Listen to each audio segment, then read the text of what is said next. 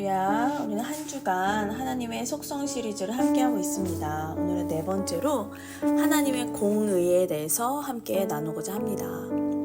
우리는 종종 공의라는 단어 앞에서 긴장합니다.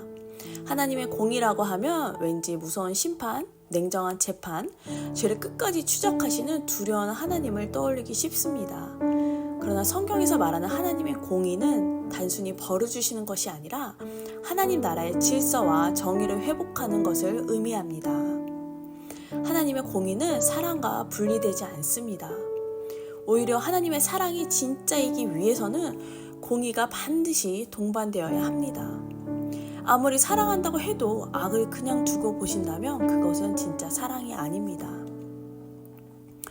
그래서 하나님은 말씀하십니다. 나의 정의와 공의를 땅에 행하는 나는 정의와 공의를 땅에 행하는 여호와라. 예레미야 9장 24절에 말씀하고 있습니다.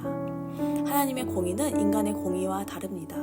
우리는 공의를 정의나 심판으로만 이해합니다. 하지만 하나님의 공의는 관계 회복, 질서 회복, 창조 목적의 회복을 뜻합니다. 시편 89편 14절은 이렇게 고백합니다.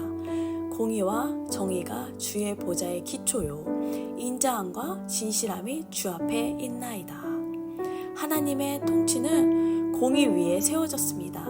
이 땅의 불의, 억울함, 고통과 부조리를 향해 침묵하지 않으시는 하나님이 계시다는 사실은 우리에게 놀라운 위로입니다. 세상은 공평하지 않습니다. 우리는 수많은 불공정함 속에 상처받습니다. 그러나 하나님은 그것을 외면하지 않으십니다. 하나님은 반드시 그 모든 것을 바르게 세우시는 분이십니다. 공의의 하나님은 죄를 죄로 보십니다. 타협하지 않으시며 정의롭지 못한 삶에 대해 심판하십니다. 그렇기에 하나님의 공의는 죄인에게는 두려움이 되지만 억울한 자에게는 위로가 됩니다. 하박국 선지자는 혼란과 폭력이 가득한 현실을 보고 하나님께 항변합니다. 악인이 의인을 애워싸고 공의가 굳게 행해지는 나라이니 주여 어찌하여 침묵하십니까? 하박국 1장 4절. 그러나 하나님은 침묵하지 않으셨고 때가 참에 악인을 멸하시고 공의를 세우셨습니다. 하나님의 공의는 인간의 때와 다르게 더디게 느껴질 수 있지만 반드시 실현됩니다.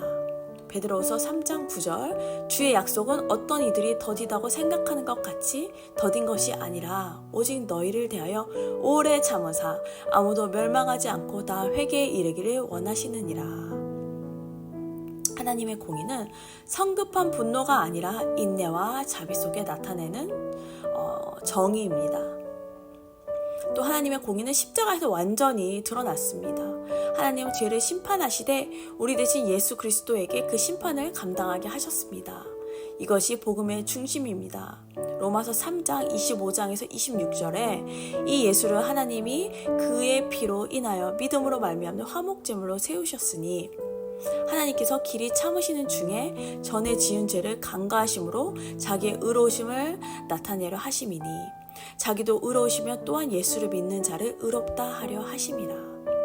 하나님은 죄를 무시하지 않으셨습니다. 대신 죄를 사랑으로 감당하셨습니다. 십자가는 하나님의 공의와 사랑이 완벽하게 만난 자리입니다. 그러므로 우리는 하나님의 공의 때문에 정죄받는 것이 아니라 오히려 하나님의 공의 때문에 의롭게 여김을 받는 은혜를 누리는 자들인 것입니다.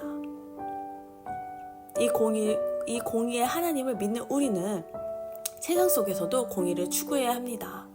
작은 일 하나에도 정직함을 지키고 또 불이한 이득을 거절할 줄 알며 억울한 사람들의 편에 설 줄 아는 용기를 가져야 합니다.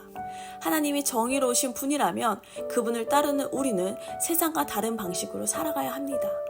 우리가 사는 시대는 공의보다는 또 이익이, 인기가 기준이 되는 시대입니다. 그러나 하나님의 사람은 진리와 정의 그리고 사랑이 함께 있는 그런 삶을 추구해야 합니다. 공의는 단지 바른 말만 하는 것이 아닙니다. 바른 마음으로 바른 방식으로 살아내는 것입니다. 또한 우리는 하나님의 공의를 믿기 때문에 절망하지 않습니다. 아무리 이 세상이 지금 어두워 보여도 하나님의 나라가 임하고 있다는 것을 우리는 압니다. 하나님의 공의는 반드시 승리합니다. 악은 결국 무너지며 진리는 반드시 드러납니다.